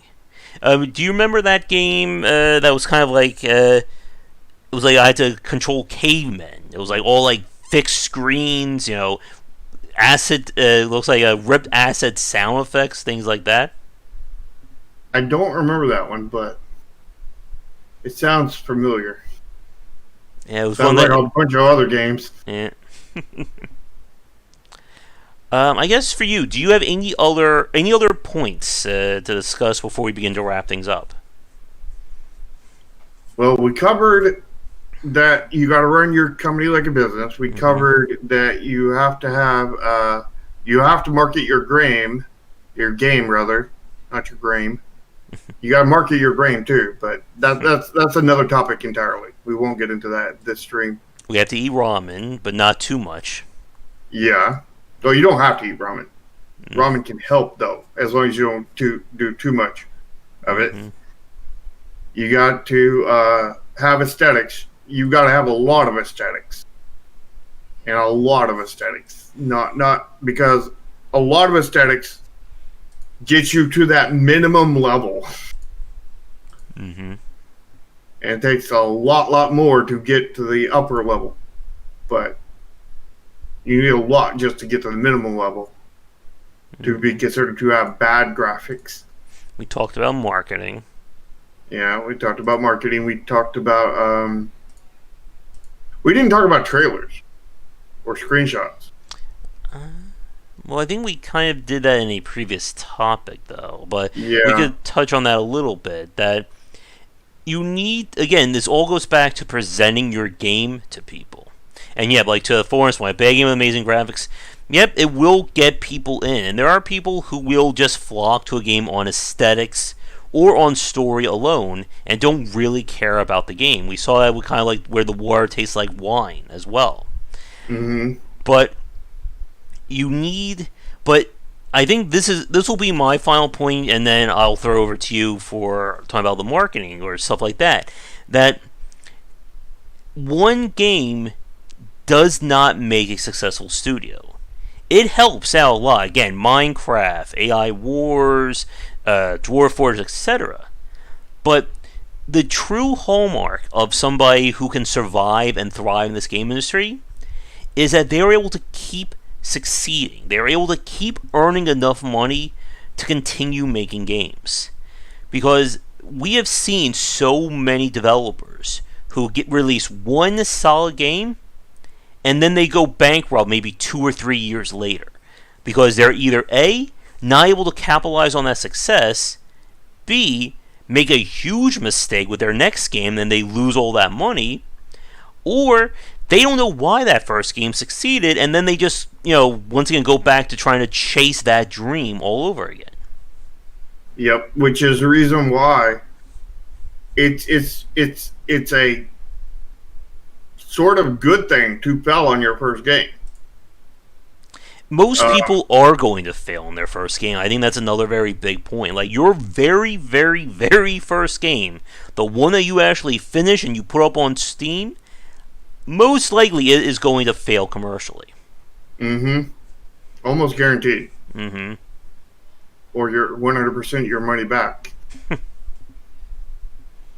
But your first game, you need to plan on your first game failing. Your first commercial game, the game that you put a lot of money into to make and finish, and it takes you 2 to 3 years to make.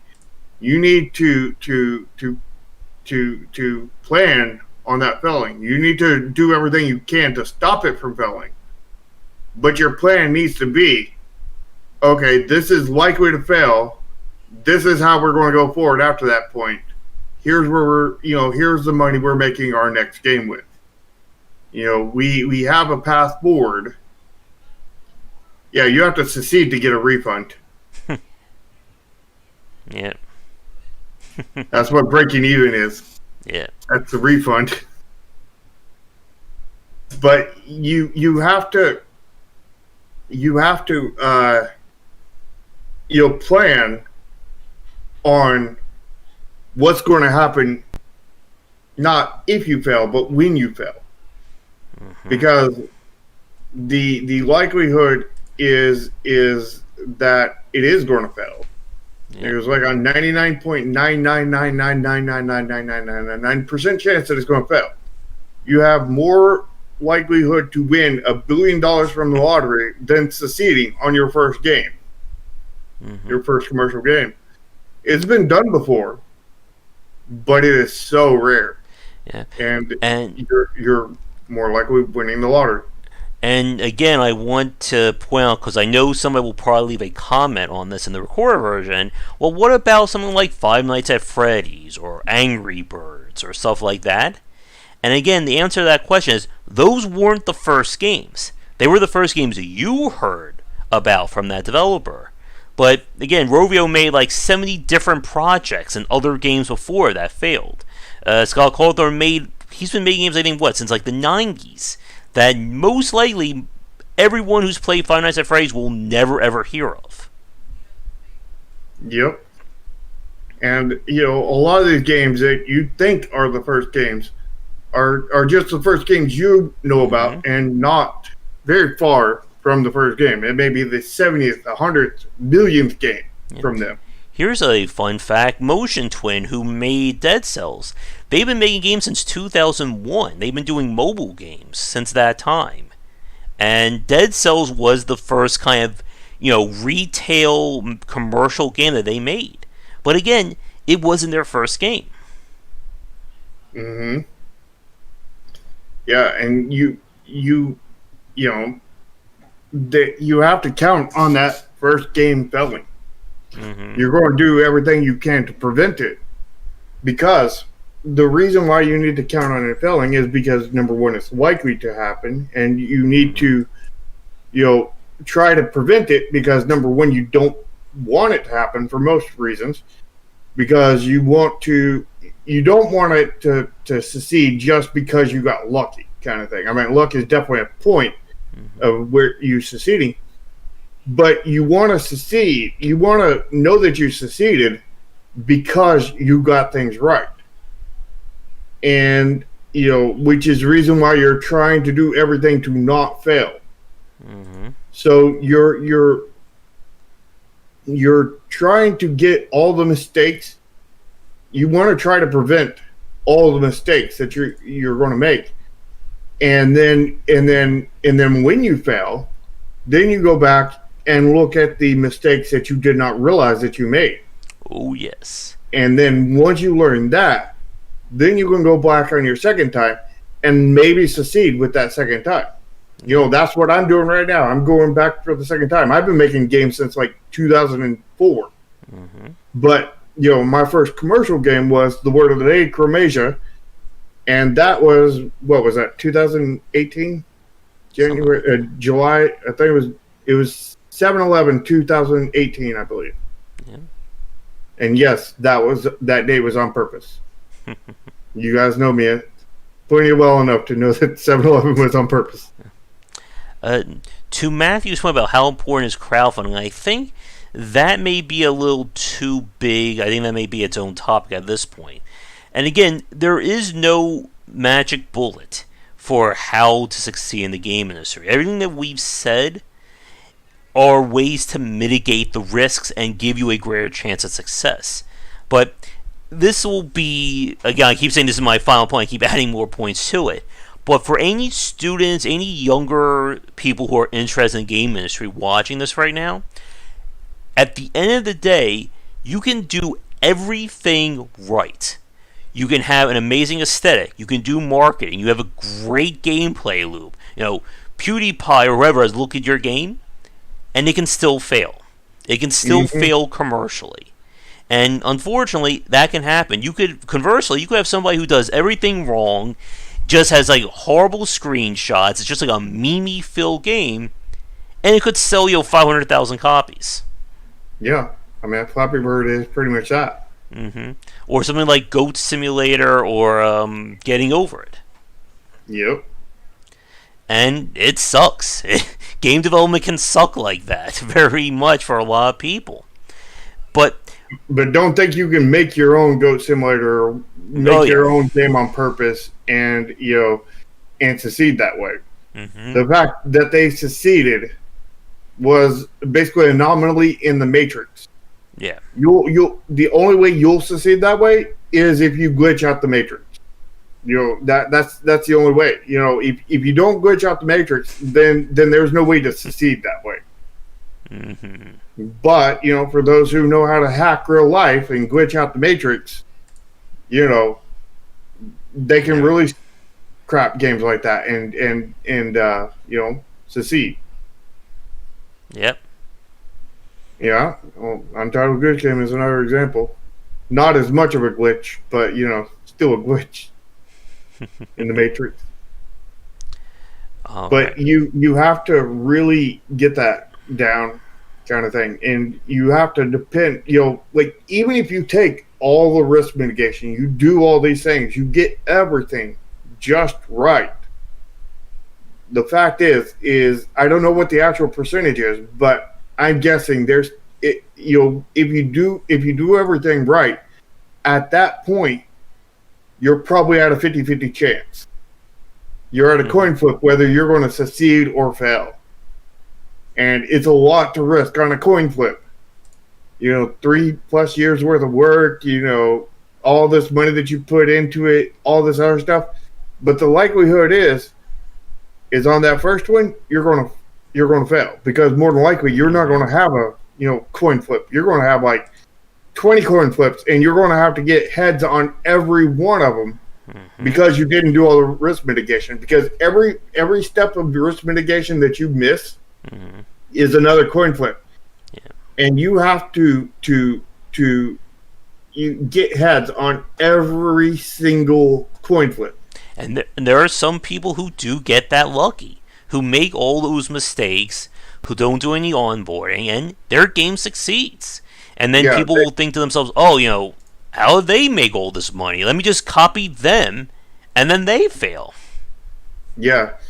You don't want to have to flip 5 billion quarters and have to get heads on all of them, all at the same time. One flip, all 5,000 of them, 5 million of them. You don't want to do that. You want to take out as many of those coins as you possibly can, so you can get it down to just that one coin. So you can just flip that one coin and have a 50% chance. And if you're going to do that, then you have a 50% chance of because you did everything right, you have a 50% chance of succeeding off of that coin flip. And if you succeed, then at that point you almost have to do coin flips not to succeed at that point. After that, that's like Blizzard. Yeah, I mean, Blizzard can endorse China and all this other stuff, and they get away with it. They could probably publicly behead somebody and still get away with it. And since everyone's talking about the 80s and 90s, I have the perfect metaphor to end the stream on. It's like the show Legends of the Hidden Temple. If you remember it, that if the person goes into the wrong room, they get caught by a guard, and they have to give up one of their special coins to save themselves. So game design, mitigating the risk, is like having those special coins.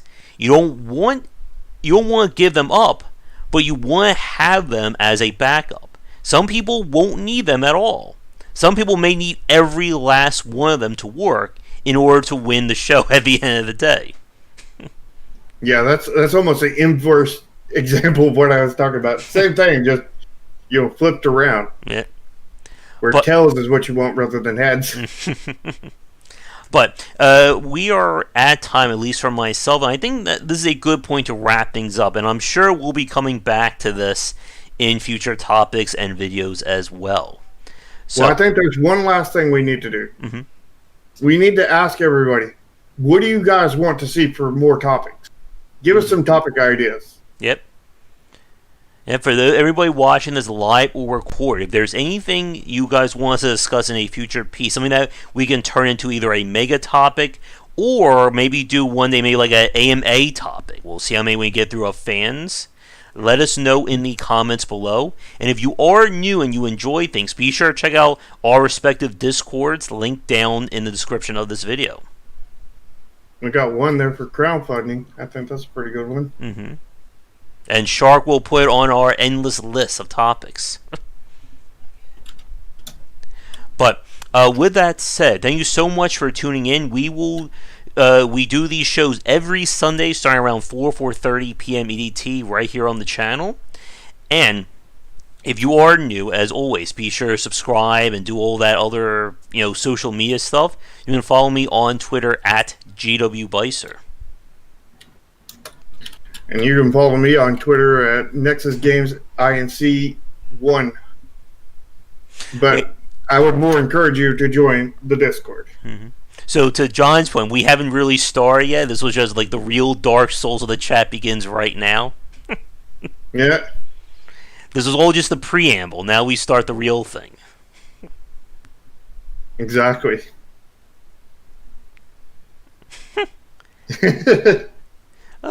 Probably like 30-40% heat. What about you, Shark? Probably about 80-90. There we go. Perfect.